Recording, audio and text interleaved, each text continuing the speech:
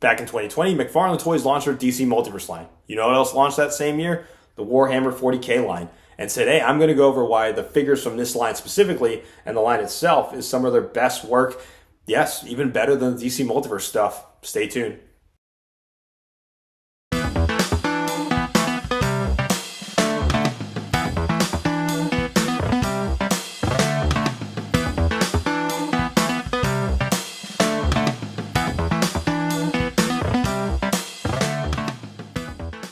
Hey, what's happening, YouTubers? As you saw in my dialogue in the beginning, we're going to talk about the Warhammer stuff.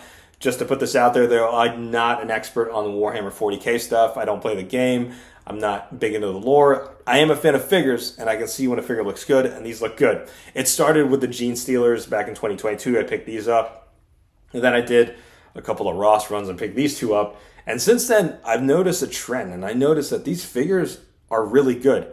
Compared to like their DC Multiverse stuff, it's kind of night and day when you compare the sculpting work and the articulation movement too. But today I'm going to go over a couple of these figures, and because I'm such a fan of like the work that they put into these figures, I picked up a couple more from BBTS.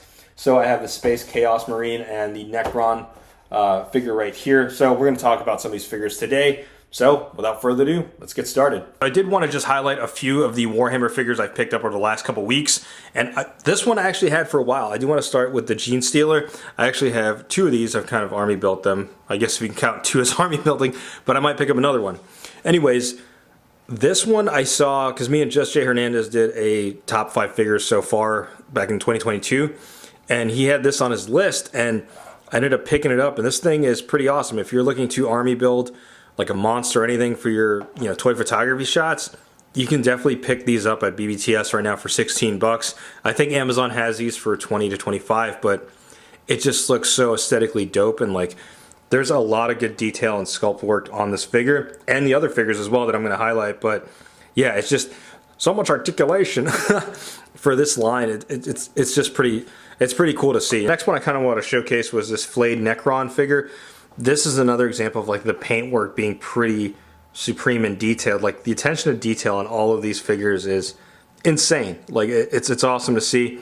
But the paint application is a real highlight of this as well. In addition to the sculpting work, it kind of has this bronze finish, like this sort of rustic finish on here, which looks fantastic.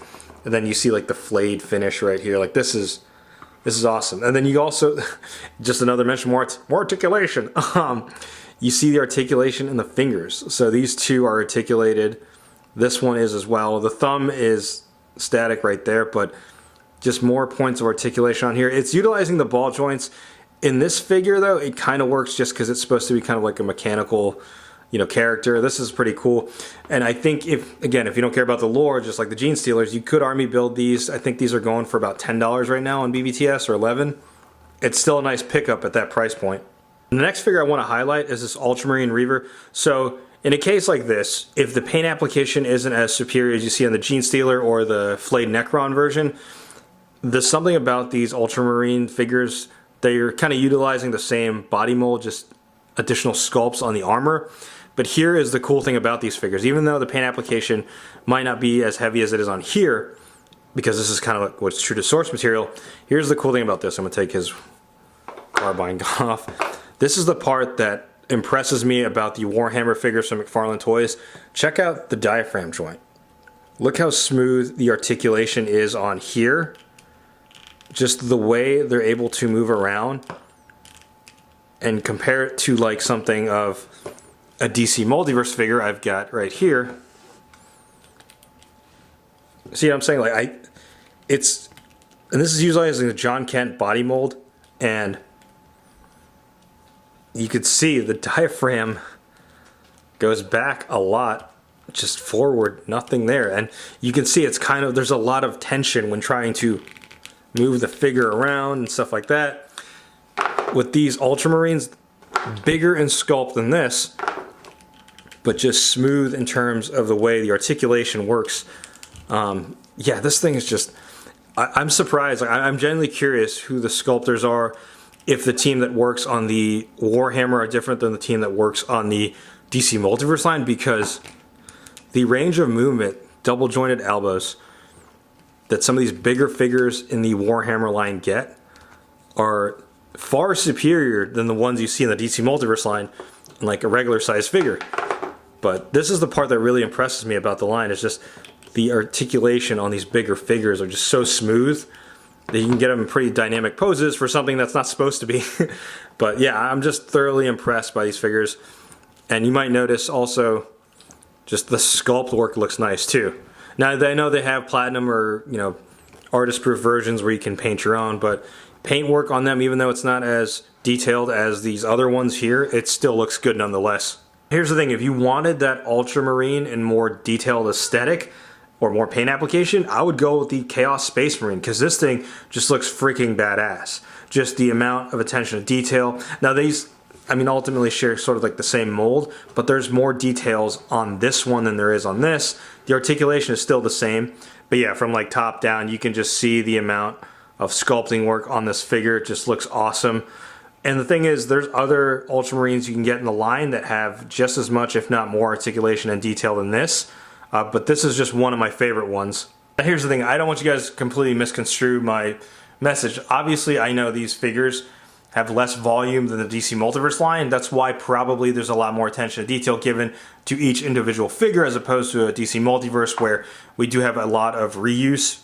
But there are some outliers or some figures that kind of match the sculpt work of the Warhammer figures, and two of them I want to mention are like the Devastator in year 1 and this Gorilla Grodd in year 2. Obviously the paint application might not be up to par on like the Warhammer figures, but sculpting wise it's definitely there. You do get some DC Multiverse figures that are on par with some of the Warhammer ones. And just to showcase another figure that McFarlane Toys produced, obviously the Spawn stuff. The sculpt work is also pretty good on the Spawn stuff. Sometimes the paint application, though, can be a little bit lacking, like in Medieval Spawn. Whereas, like I mentioned, the Warhammer stuff are far superior, in my opinion, in terms of sculpt work and paint application compared to the other lines that McFarlane Toys produces. So overall, I just wanted to highlight some of these figures and the line in general because I don't think it gets as much attention and recognition as it should, compared to like McFarlane's other properties that they have, like the DC Multiverse one, which is probably one of their most successful lines. The second most successful, I would say, is the Warhammer line, because they've had this license and toys being made for this line as much as the DC Multiverse stuff. And to kind of sum it up or put a bow on this, if I were to talk to somebody that collected McFarlane Toys in the late 90s, early 2000s, who hasn't collected a lot recently, and show them what they're doing nowadays, I would show them the Warhammer figures, if that makes any sense. Just because, to me, these are more true to what McFarlane Toys used to do in the late 90s and early 2000s with their movie Maniacs, or just the sculpts they used to have. And that's not a knock on the other figures that they have in their IP and their license. Well, I guess I could showcase the Spawn figure, but mainly the Warhammer ones stand out to me just because they're far superior in sculpt work and paint application, and even articulation in some cases. Yeah, let me know what you think in the comments below, YouTubers. Do you pick up the Warhammer stuff from McFarlane Toys? Do you like their figures? Expect more on the channel because I do have a couple in my pile of loot from BBTS. So you will see a couple more videos on these figures or the upcoming figures from the line. But sound off in the comments below. And like always, if you like what you see, be sure to hit the like button. If you're not already subscribed to the channel, go ahead and subscribe. Thanks for watching.